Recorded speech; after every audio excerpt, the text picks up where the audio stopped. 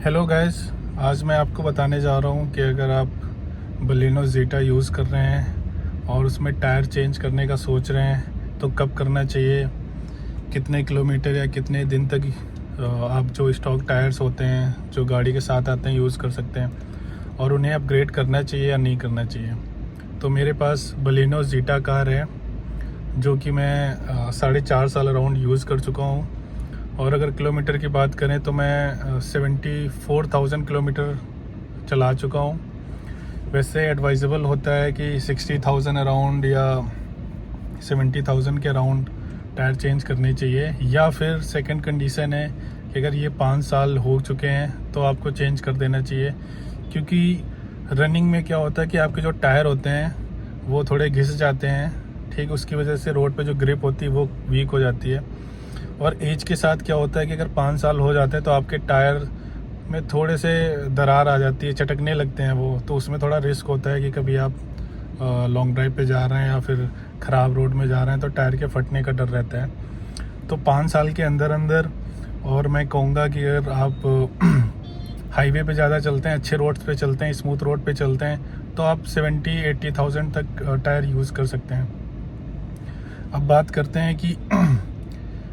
करते हैं कि कौन से टायर डलाने चाहिए। तो मेरे पास तो जो अभी मेरी कार में टायर यूज़ हो रहे हैं बलेनो ज़ेटा में, वो बाय डिफ़ॉल्ट आते हैं 195 55 R16।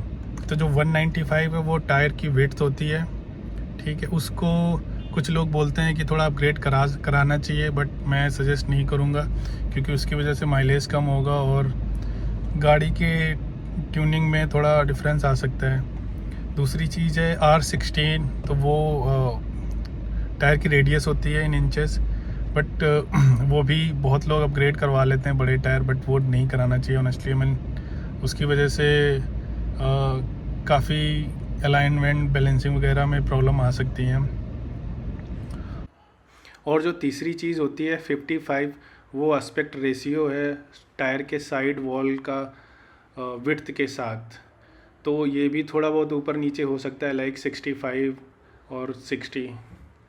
तो अभी चलते हैं शोरूम में और देखते हैं कौन से टायर क्या रेट में मिल रहे हैं। उसके बाद मैं आपको अपडेट करता हूँ कि मैं कौन से टायर लगा रहा हूँ। वैसे इसमें बाय डिफ़ॉल्ट अपोलो के अल्नेक 4G टायर यूज़ होते हैं, तो मैं सोच रहा हूँ अपोलो के ही टायर डलवाऊँ, और जो इसमें स्टॉक साइज़ है, जो भी साइज़ आता है वही साइज़ में डलवाऊँगा, ठीक है। अभी चल के पता करते हैं उनके प्राइस क्या हैं। साथ में एक दो और वेरिएंट आपको दिखाऊँगा जो इससे अल्नेक 4G से नीचे होते हैं, ऊपर होते हैं। इसके बाद बात करते हैं, बाय। तो हम टायर के शोरूम चलें उससे पहले मैं आपको कुछ बहुत ही कॉमन टायर ब्रांड्स के बारे में बताना चाहता हूँ।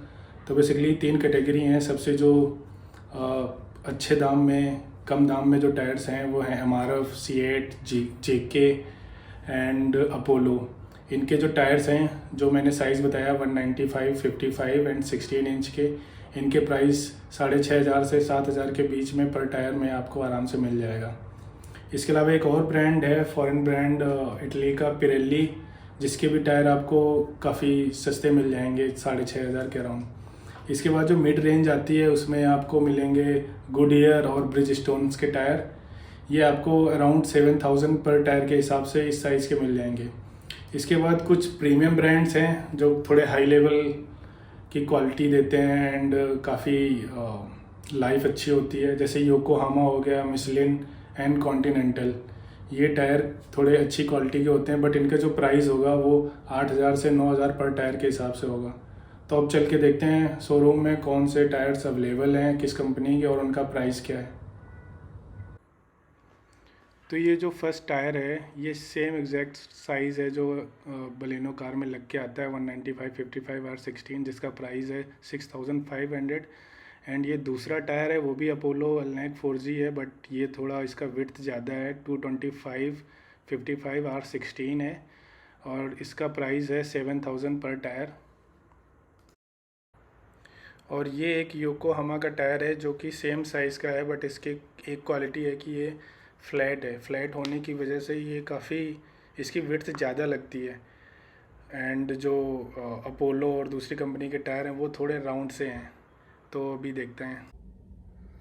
तो यार बहुत सोचने समझने के बाद मैंने फाइनली योकोहामा के सेम साइज़ के टायर डलवा लिए हैं, जो कि 195, 55 और R16 है। जो सेम साइज़ आता है बलेनो में वही लगवाया है।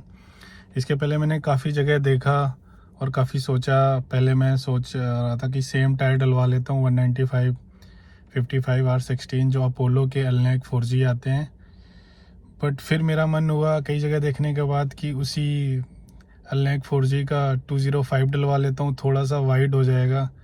बट कुछ लोगों ने सजेस्ट किया कि उसकी वजह से माइलेज कम होता है। मैंने थोड़ी रिसर्च भी करी तो हाँ, उससे चौड़े टायर में थोड़ा माइलेज का फ़र्क पड़ता है। इसके बाद मुझे योकोहामा का टायर दिखा जिसकी वेट तो एक 195 ही है, बट वो देखने में ज़्यादा चौड़ा लगता है क्योंकि वो फ्लैट है। थोड़े से जो अपोलो के टायर होते हैं वो थोड़े बीच में राउंड से होते हैं, बट जो योकोहामा का है वो फ्लैट है। तो योकोहामा का थोड़ा महंगा आता है, बट मैंने काफ़ी रिव्यूज़ पहले भी देखे थे कि उसमें जो गाड़ी में वाइब्रेशन होती है, बबलिंग होती है, वो कभी शिकायत नहीं आती, उसकी लाइफ भी ज़्यादा होती है। तो अगर मैं कंपेयर करूं अपोलो अल्नेक से सेम साइज़ में, तो वो अराउंड पड़ रहा था 26,000 के 4 टायर। बट योकोहामा के मुझे पड़े 32,000 के 4 टायर, और मुझे लगता है ये मेरे लिए सही डील है। और थोड़े पैसे ज़्यादा खर्चा हो गया, बट आई थिंक जो एक्सपीरियंस होगा, जो लाइफ होगी, देखिए 5 साल तो मेरी कार चल चुकी है। अब मैं सोच रहा हूँ इसके बाद मुझे टायर चेंज ना करवाने पड़े, तो जो भी जितना भी 5, 6, 7, 8 साल चलाऊँगा मैं कार, तब तक मैं यही टायर चलाऊँगा, ऐसा मैं सोच रहा हूँ। बाकी देखते हैं। तो ये मेरा एक्सपीरियंस था टायर का। अगर आपका कोई कमेंट हो या कोई सजेशन हो तो प्लीज़ आप कमेंट में बता सकते हैं। थैंक्स।